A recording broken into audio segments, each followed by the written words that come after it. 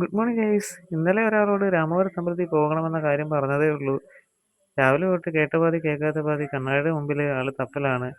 ചുരിദാറിന് പറ്റിയ കമ്മലാണോ കമ്മലിന് പറ്റിയ ചുരിദാറാണോ തപ്പുന്നതെന്ന് അറിയില്ല. എന്തായാലും തകൃതിയായി തപ്പുന്ന കുഴപ്പമില്ല. ഇന്നലെ ഉറക്കം പോലും ഇല്ലാതെ മുല്ലപ്പൂമാലയൊക്കെ കെട്ടി തലയിൽ ചൂടാനൊക്കെ കാത്തിരിക്കുകയാണ് ആള്. എന്തായാലും മാല കെട്ടിയ കൂട്ടത്തിൽ ദേവിമാർക്കും കെട്ടി, രണ്ട് അരളിമാല നല്ല ഭംഗിയായിട്ട് ആള് മാലയൊക്കെ കെട്ടി.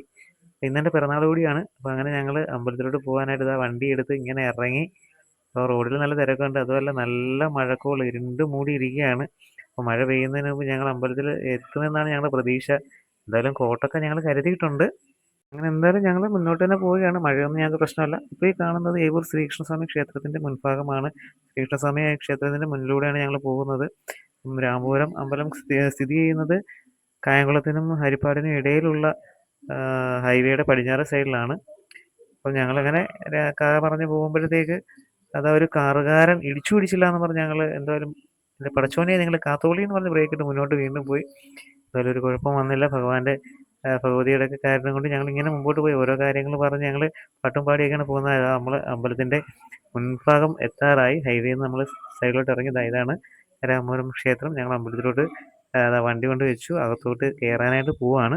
എൻ്റെ കൂടെ വന്നിട്ട് ഒരാൾ പെട്ടെന്ന് ഓടിപ്പോയി. ഞാൻ ആളെ തപ്പി കണ്ടില്ല. ഇനി അമ്പലത്തിനകത്ത് കാണും. അപ്പോൾ ഞാൻ അമ്പലത്തിനകത്തോട്ട് കയറുകയാണ്. അപ്പോൾ അവിടെ വാതിൽ അടച്ചിട്ടിരിക്കുന്നു. ഒരാൾ ദാ ഇവിടെ വന്ന് ഇരിപ്പുണ്ട്. നേരത്തെ സ്ഥാനം പിടിച്ചാണ്, പക്ഷേ അകത്തോട്ട് കയറ്റിയില്ല. അകത്തെന്തോ പൂജയും കാര്യങ്ങളും നടക്കുകയാണ്.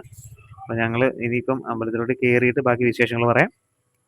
അങ്ങനെ ഞങ്ങൾ അമ്പലത്തിൽ തൊഴുതിറങ്ങി. ഇന്ന് ജന്മദിനമായിട്ട് ദേവിയെ തൊഴുതു. രണ്ട് ദേവിമാരാണ്, ഭദ്രാദേവി അന്നപൂർണേശ്വരിയാണ്. അപ്പം ഞങ്ങൾ എന്തായാലും സന്തോഷമായിട്ട് തൊഴുതിറങ്ങി വണ്ടി എടുത്തോട്ട് വന്നു.